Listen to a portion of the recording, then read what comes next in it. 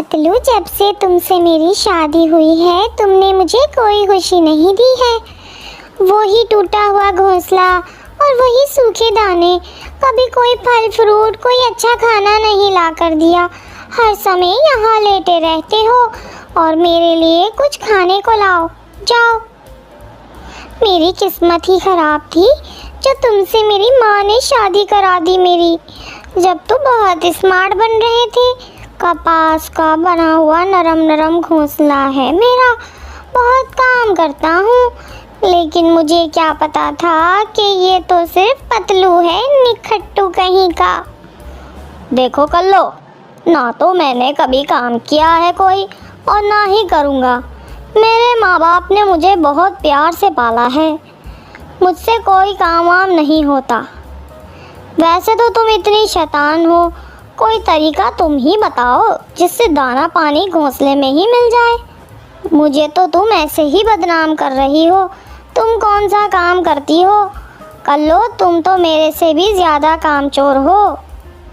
एक तरीका तो है मेरे पास पतलू, लेकिन अगर तुम्हें पसंद आए तो। बताओ बताओ, मैं तो खुद बहुत तंग हूँ तुम्हारे रोज़ रोज़ के तानों से। अगर तरीका मिल गया तो मेरे भाग जाग जाएंगे। पतलू, तुमने देखा है कबूतर मज़े करता है, तमाम पक्षी रंग रंग के खाने उसे खुद जाकर देकर आते हैं। लेकिन कल्लो, बदले में वो सब पक्षियों का इलाज भी तो करता है, उन्हें दवाई भी तो देता है। वो बड़ा आया MBBS डॉक्टर है क्या? ऐसे ही जड़ी बूटियाँ कूट कूट कर देता रहता है। ये काम तो हम भी कर सकते हैं। तुम मेरे साथ चलो मेरे मैके वाले जंगल में, वहाँ मेरा जीजा भी रहता है। वो मुझसे भी बड़ा शैतान है। हम उसे मशवरा करते हैं, फिर वो दोनों दूसरे जंगल चले जाते हैं। आओ आओ कल्लो, कैसे आना हुआ? और पतलू मियाँ, तुम कैसे हो? हम तो ठीक हैं, बस भोजन की फिक्र लगी रहती है। ढूंढना हमें आता नहीं और अब पक्षी हमारा विश्वास नहीं करते। अक्सर तो भूखे ही सोना पड़ता है। आपके पास इसलिए आए हैं कि वो दवा जिससे पक्षी बीमार होते हैं, अगर थोड़ी सी हमें दे दो तो हमारा भी काम बन जाए। हमारे जंगल में कबूतर का राज है। वो इलाज मालजा करता है पक्षियों का और उसे पक्षी मुफ्त में दाना देते हैं। अच्छा, तो ये बात है।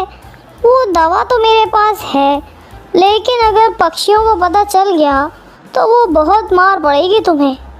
ऐसा कुछ नहीं होगा, किसी को पता नहीं चलेगा। तो फिर ये दवा तुम ले जाओ, इसके 2-3 कतरे नदी में डाल देना जहाँ से पक्षी पानी पीते हैं। ये दवाई के बाद ये दवा पिला देना जब पक्षी इलाज के लिए तुम्हारे पास आएंगे। मेरा प्यारा जीजा जी, मुझे पता था अब आप ही कोई उपाय बता सकते हो। और फिर उसे पतलू और कल्लो दोनों दवाई ले। कल्लो, मैं रात को जाऊंगा और नदी के पानी में इस दवाई को शामिल कर दूंगा, लेकिन तुम ये दूसरी दवाई संभाल कर रखना जो बाद में पक्षियों को ठीक करने के लिए देनी है। हाँ, तुम जाओ और मैं इसे संभाल लेती हूँ। और फिर पतलू थोड़ा अंधेरा होने पर उस दर्द की दवाई को लेकर चंद कतरे नदी के पानी में शामिल करके वापस लौट आता है। अगले दिन बुलबुल सुबह सवेरे ही नदी पर आकर जैसे ही थोड़ा सा पानी पीती है, उसके पेट में बहुत ज़्यादा दर्द शुरू हो जाता है। पास बैठी रानी चिड़िया जल्दी से उसके पास आती है। बुलबुल, क्या हुआ तुम्हें? मुझे नहीं पता, बस थोड़ा सा पानी ही पिया है और मेरे पेट में बहुत दर्द हो रहा है। रानी चिड़िया जल्दी से बुलबुल को कबूतर के पास ले जाती है। कबूतर भैया, बुलबुल के पेट में बहुत ज़्यादा दर्द है, इसे पेट दर्द की दवा दे दो। और कबूतर जल्दी से बुलबुल के मुंह में पेट दर्द की दवा के चंद कतरे डालता है। बुलबुल, अब कैसा है दर्द? दर्द नहीं रुका और बढ़ रहा है। मेरा कुछ करो, मुझे बहुत दर्द हो रहा है। ऐसे में तोती वहाँ जल्दी से वहाँ आती है। मैं रास्ते से गुजर रही थी वहाँ कल्लो बैठी थी। रास्ते में उसने मुझे कहा कि सुना है बुलबुल के पेट में दर्द है। वो कह रही थी कि हमारे पास पेट दर्द की दवा है। अगर कबूतर से दर्द ना रुका तो उसे हमारे पास ले आए। आप जल्दी से बुलबुल को पतलू के पास ही ले जाओ, मेरे पास इससे बेहतर कोई और दवा नहीं। और रानी चिड़िया और तोती बुलबुल को पतलू के पास लेकर जल्दी से चले जाते हैं। पता चल गया ये वबा ही फूटी है, लेकिन तुम परेशान मत हो, मेरे पास इसकी दवा है। वो मेरा चाचा जी था ना, उसने बताया हुआ है मुझे एक नुस्खा, मैं अभी देता हूँ। बुलबुल को पतलू जल्दी से 2 कतरे पेट दर्द ठीक करने वाली दवा के मुंह में डाल देता है। दवा पीते ही बुलबुल ठीक हो जाती है। मेरा दर्द ठीक हो गया है।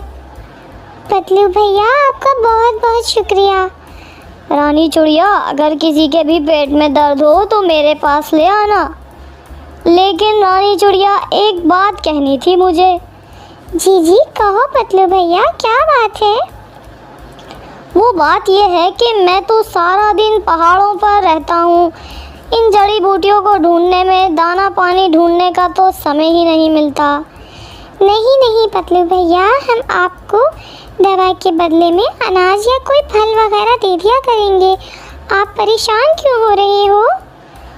बुलबुल की दवा फ्री थी, इससे आपको पता भी चल गया कि मेरी दवा में कैसा जादू है। आपका बहुत बहुत शुक्रिया। और फिर वहाँ से सब चले जाते हैं। हाँ पतलू, तुम तो ऐसे कर रहे थे जैसे सचमुच के डॉक्टर हो।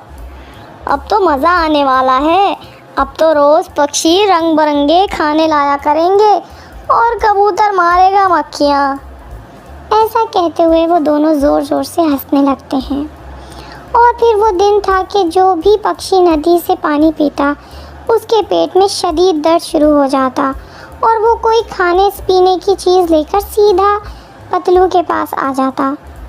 पतलू जैसे ही दवा देता पक्षी बिल्कुल ठीक हो जाता। ऐसा कैसे हो सकता है जिस बीमारी का मुझे पता ना चले और पतलू के पास उसका इलाज हो? ये कोई पतलू की शैतानी है, मुझे पतलू पर नज़र रखना होगी। और फिर कबूतर पतलू का पीछा शुरू कर देता है। कल्लो, आज 3 दिन हो गए हैं नदी में दवाई डाले हुए। तुम्हारे जीजा जी ने कहा था 3 दिन बाद दवा का असर ख़त्म हो जाएगा। लाओ, मैं वो दवा वहाँ दोबारा डालता हूँ, अभी तो मज़ा आने लगा है। 2 कतरे ज़्यादा ही डाल देना। वो तो मैं डाल दूँगा, लेकिन तुम ठीक करने वाली दवा संभाल कर रखना, ऐसा ना हो कि मुसीबत बन जाए। मैंने संभाल कर रखी हुई है, अब तुम जाओ। और पतलू नदी की तरफ चल देता है। पतलू जाकर नदी के पास बैठ जाता है और इधर उधर देखकर जल्दी से दवा के चंद कतरे पानी में मिलाकर वापस चला जाता है। कबूतर जो कि पतलू का पीछा कर रहा था, छुप कर सब देख रहा था। वो ये सब देखकर बहुत परेशान हो जाता है। पतलू, मुझे तो पहले ही पता था ये शैतानी खेल तुम ही खेल रहे हो। मुझे पागल समझते हो पतलू। अब देखना कैसे तुम्हें निकलवाता हूँ इस जंगल से। और कबूतर सब पक्षियों को इकट्ठा करता है। ये शैतान अब तो हमारी ज़िंदगियों से खेलने लगा है। और मैं भी तो कहूँ, ऐसी कौन सी बीमारी है जिसका इलाज मेरे पास नहीं और इसका इलाज पतलू के पास है। कबूतर भैया, अब हमें क्या करना होगा? सबसे पहले तो कोई भी पक्षी इस वाली नदी से पानी ना पिए। लेकिन कबूतर भैया, नदी तो दूसरी बहुत दूर है। हम पानी पीने इतनी दूर रोज़ कैसे जाया करेंगे? इसका तरीका तो पतलू ही बता सकता है। सिर्फ पक्षी तैयार हो जाओ और आज पतलू को सबक सिखाना है। और फिर सब पक्षी इकट्ठे होकर पतलू की तरफ चल देते हैं। पतलू, क्या हुआ?